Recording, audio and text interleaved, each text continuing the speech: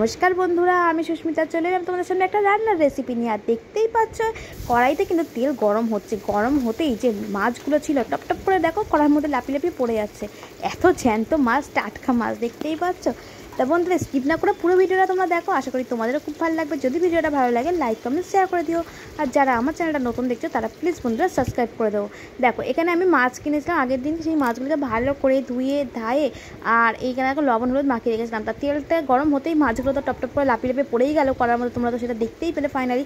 তা মাছগুলোকে যখন পড়েই গেছে, এবার তো আমাকে একটুখানি ওদেরকে সাহায্যও করতে হবে, তাই আমি এপিট ওপিট করে ভালো করে মাছগুলোকে একটু উল্টে ভেজে নিচ্ছি একদম, যাতে ওদের না উল্টা তার অসুবিধা হয় গরম তেলের মধ্যে পড়েছে বলে। তারপরে দেখো আমি এখানে আজকে করবো সর্ষে পোস্ত দিয়ে পাবদা মাছের ঝাল। তোমরা কারা কারা এই রেসিপিটা ভালোবাসো রান্না অবশ্যই কিন্তু কমেন্ট করে জানিও। আর তোমরাও পাবদা মাছ কেমন করে রান্না করো অবশ্যই কিন্তু সেটাও অবশ্যই জানবো বন্ধুরা। এই দেখো আমিও একটু ওদেরকে হেল্প করলাম, এই দেখো ভালো করে উল্টে দিলাম যাতে লাল লাল করে আরও ওরা ভাজতে পারে কড়ার মধ্যে। তারপরে এই যে এইগুলো ভাজার পর আরও দুজন ছিল, ওরা বলছে আমিও নামবো এদের মধ্যে, ওরা দুজনে লাফিয়ে নেমে পড়েছিল। তারপর ওদেরকেও ভালো করে ভেজে নিয়ে আমি কড়াইতের মধ্যে তেলটা না তুলে কী করেছিলাম একদম কালো জিরেগুলো দিয়েছিলাম। ওরাও বলছে যে আমিও যাবো ও তেলের মধ্যে, কী এমন আছে ওর মধ্যে তেলটার মধ্যে।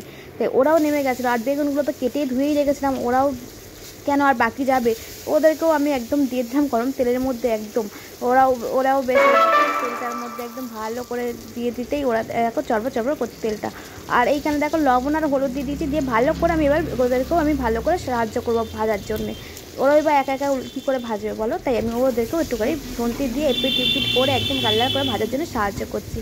তা তোমরা কে কেমন করে পাবদা মাছের ঝাল করো এটা কিন্তু অবশ্যই কমেন্ট করে জানিও বন্ধুরা। আমি কিন্তু এই ফার্স্ট টাইম পাবদা মাছের এই সর্ষে পোস্ত দিয়ে ঝাল করেছি, কারণ এর আগে আমি এমনি করেছিলাম যেমন পেঁয়াজ রসুন দিয়ে বেগুন আলু দিয়ে করি পাবদা মাছটা। তাই সর্ষে পোস্ত দিয়ে পুরো মানে শুধু মাখা মাখা এরকম করি না, তা আজকে করলাম ইচ্ছা হলো।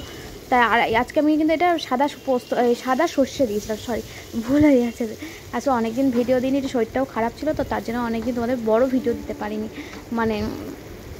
এই যে আর এখানে দেখো এই যে সাদা সর্ষে ছিল, সেই সাদা সর্ষে আর পোস্তটা দিয়ে আমি এখানে দেখো পেস্ট করে রেখে দিয়েছি আগে থেকে। আর ওর মধ্যে একটু কাঁচা লঙ্কাও দিয়েছি আর একটা ছোট্ট থেকে পেঁয়াজ দিয়েছিলাম। ভাবছিলাম দেবো কি দেবো না, তো ভাবতে ভাবতে আনলাম না, দিই ছোটো দেখেই একটা দিই, খারাপ তো লাগবে না বলে আমি তাই দিয়েছিলাম সর্ষে পোস্তটা। আর একটুখানি ভাবছিলাম হলুদটাও কিন্তু দেওয়ার সময় ভাবছিলাম, কেন আমি এটা বলছি না তোমাদের সাথে যে ফার্স্ট টাইম করছি তাই দেবো কিনা ভাবতে হবে না, একটু দিয়েই দিই হলুদটা, এত সাদা সাদা লাগবে বলে একটু হলুদও দিয়েছিলাম, স্বাদ মতো লবণও দিয়েছিলাম, দিয়ে যে পেস্টটা রেখে দিয়েছিলাম সেই পেস্টটাও দিয়ে দিয়েছি। তা ভিডিওটা কেমন লাগলো অবশ্যই তোমরা কমেন্ট করে জানিও বন্ধুরা, ভালো লাগলে লাইক কমেন্ট শেয়ার করে দিও।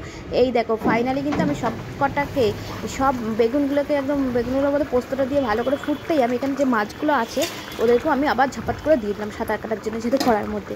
দেখো আজকের ভিডিওটা বন্ধুরা এখানে শেষ করতে, দেখাবে নেক্সট কোনো ভিডিওতে বন্ধুরা, ভালো থাকবেন সবাই, সুস্থ থাকবেন। আর এই দেখো ফাইনালি কিন্তু পাবদা মাছে আমার ঝাল রেডি হয়ে গেছে, কেমন লাগছে অবশ্যই কিন্তু তোমরা কমেন্ট করে জানিও কিন্তু বন্ধুরা। আর তোমরা কারা কারা কোথা থেকে আমার ভিডিওগুলো দেখো অবশ্যই কমেন্ট করে জানিও বন্ধুরা, পরে নেক্সট বার থেকে তোমাদের সবার নাম নেবো বন্ধুরা। এই যে দেখো যে কত সুন্দর কিন্তু টকবক করে ফুটছে, আর দেখতেও কিন্তু সত্যি খুব সুন্দর, আর খেতেও কিন্তু খুব টেস্টি হয়েছিল বন্ধুরা। বাই বাই, দেখা হবে নেক্সট কোনো ভিডিওতে।